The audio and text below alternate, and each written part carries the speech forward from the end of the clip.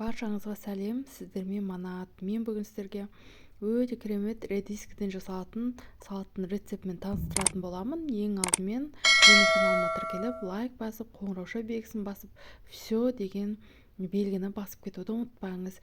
Осылай түйіркамыздың пышақшасынан осылай редискімізді жұқа етіп турап аламыз және үстіне дайын корейский салат, сәбіз салатымызды қосамыз және көк пияз қосып үстіне майонезімізді салып жақсылап араластырып аламыз.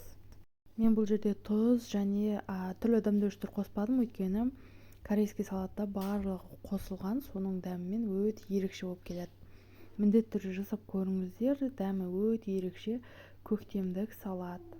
Құрметті менің көрермендерім, менің каналымдағы видеолар, рецепттер сіздерге ұнаған болса, міндетті түрде достарыңызбен WhatsApp желісі арқылы поделиться батырмасын басып бөліссеңіздер болады.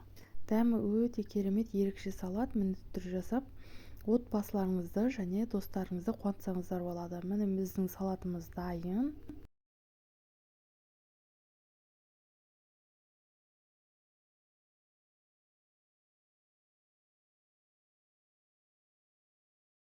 Дәл осылай жасалатын оңай әрі өте дәмді, көрінісі ерекше салаттардың түрлерімен бөлісетін боламын. Міндетті түрде менің каналыма тіркеліп, лайк басып, қоңырауша белгісін басып және все деген белгіні басып кетуді ұмытпаңыз.